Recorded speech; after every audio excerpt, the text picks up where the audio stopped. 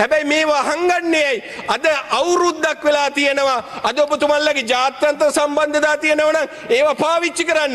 එහෙම නැත්නම් ටෙන්ඩර් ක්‍රමවේදී වලට මේවා ගේන්න. මේක තමයි ඇත්ත ප්‍රශ්නේ. අද වෙද්දී ලංකාව ඇතුලේ බයිපාස් එකක් කරගත්න ලක්ෂයක් යනවා.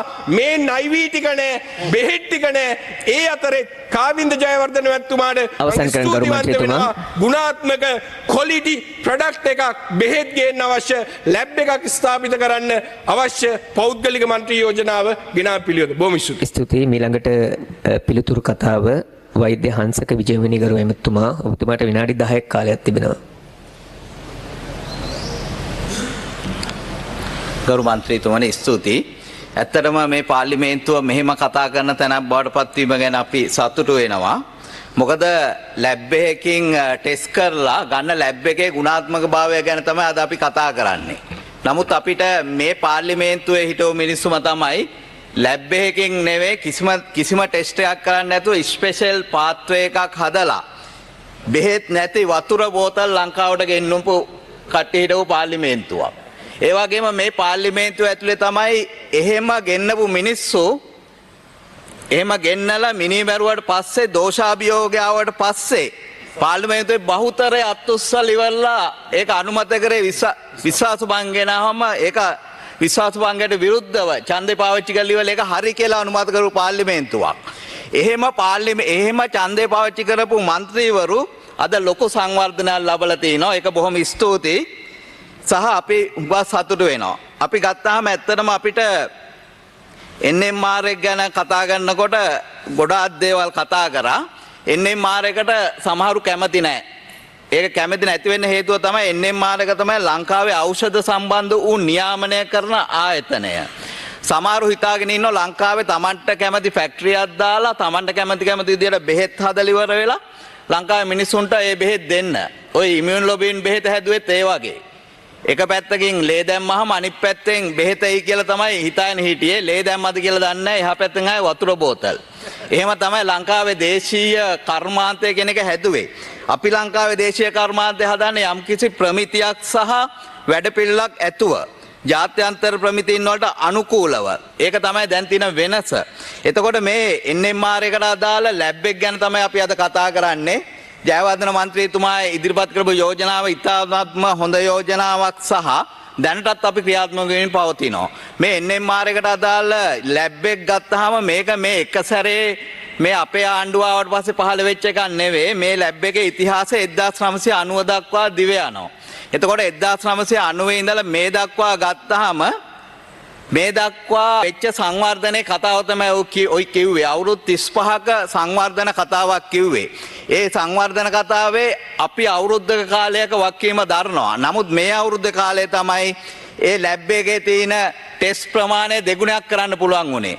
මේ අවුරුද්ද කාලය තමයි අපි මේකේ ඉන්න සේවකයන් සංඛ්‍යාව දෙගුණයක් කරන්න පුළුවන් වුණේ.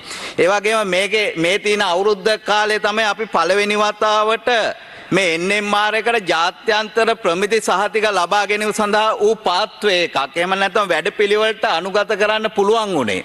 ඒක නිසා අපි ආපු අවුරුද්ද තුල අපි මේ NMR එකේ තියෙන ලැබ් එක අවශ්‍ය ප්‍රමාණයකින් අපිට පුළුවන් උපරිම ප්‍රමාණයකින් මේක අපි සංවර්ධනය කිරීමේ ක්‍රියාවලියක යෙදিলা තියෙනවා. NMR එක ගත්තාම ඒකට මුදල්මය ප්‍රශ්නයක් නැහැ. ඒකේ රුපියල් මිලියන ගාණක් ඩිපොසිට් තියෙන ආයතනයක්. ඒකට නමුත් ලැබ් එකක් කියන එකක් ගත්තාම ලැබ් එක සංවර්ධනය කිරීමේ යම් කොටස් තියෙනවා. යම් පියවරයන් තියෙනවා. ඒක අන්තර්ජාතිකව පිළිගත්තු ස්ටෙප්ස් ටිකක් තියෙනවා. ඒ ස්ටෙප්ස් අපි අනිවාර්යයෙන්ම අනුගමනය කළ යුතුව තියෙනවා. අපි ලංකාවේ ගත්තාම ඖෂධ කියන එක ගත්තාම ඖෂධ අර ඉස්සෙල්ල කිව්වා වගේම දේශීය නිෂ්පාදනය කරන ඖෂධ නිෂ්පාදකයෝ ඉන්නවා. දැන් ලංකාවේ 250 ගණක් විතර ඖෂධ අපි නිෂ්පාදනය කරනවා. ඒ වගේම අපේ අවශ්‍යම ඖෂධ 863ක් තියෙනවා. ඒකෙන් ඉතිරි ඒ කියන්නේ 3/2ක ප්‍රමාණයක් අපි ආනයනය කරනවා. එතකොට මේ ලංකාවේ නිෂ්පාදනය කරන ඖෂධ සහ ආනයනය කරන ඖෂධ සියලුම දේවල් මේ ලැබ් එක ඇතුලේ ටෙස්ට් කරන්න බෑ. ඒක නිසා අපි සමහර ලැබ් වලට යවලා ඇග්‍රිගේටඩ් ලැබ්ස් එහෙම නැත්නම් ලෝකයේ පිළිගත්තු සහ අපේ NMR එක පිළිගත්තු ලැබ්ස් වලට යවලා තමයි කරන්නේ.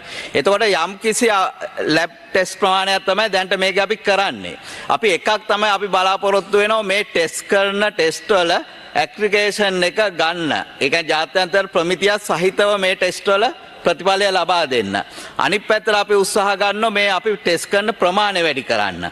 අපි ලංකාව ගත්තාම මේ ලැබ් එකට අමතරව අපිට ITI එකේ ලැබ් එකක් තියෙනවා. ඒ වගේම SPC එකේ ඒගොල්ලොන්ගේ සාම්පල් බලන ලැබ් එකක් තියෙනවා. ලැබ්ස් කිහිපයක් තියෙනවා. මේ NMR එකේ ලැබ් එකට අමතරව ඇත්තටම මේ ලැබ් එකට අමතරව හොඳ ලැබ් එකක් අපිට තියෙන්න ඕන. ඒකට හේතුව තමයි මේක විසින්ම සමහරලා ඩිස්කොලිෆයිඩ් කරන ඩ්‍රග් එකක් සම්බන්ධ වාර්තාවක් මේකෙන් ගන්න එක සාධාරණ නැහැ. ඒක නිසා තර්ඩ් පාර්ටි හොඳ ලැබ් එකක් තියෙනවනේ. ඒක නිසා අපි බලාපොරොත්තු වෙන විද්‍යා තාක්ෂණ අමාත්‍යාංශයේ යටතේ ඉතාමත්ම හොඳ ගුණාත්මක භාවයෙන් යුතු ලැබ් එකක් ස්ථාපනය කරන්න. ඊට පස්සේ අපි මේ අවුරුද්ද තුල ඖෂධ විශ්ලේෂකයෝ 15ක් බඳව ගත්තා. ඒ වගේම සහකාර ඖෂධ විශ්ලේෂකයන් 24ක් බඳව ගත්තා. දැන් මේකේ කතා කරනකොට අපිට කියවෙච්ච එකක් තමයි මේ ඖෂධ වේදීන් නැහැ කියලා මේකේ ඩිරෙක්ටර් බෝඩ් එකේ. ඩිරෙක්ටර් බෝඩ් එක සංයුතිය කොහොම වෙන්න ඕනද කියලා ඒකට අදාළ වූ ලේඛනවල තියෙනවා. අපි මේ ලැබ් එක හැදුවේ 1990 දී.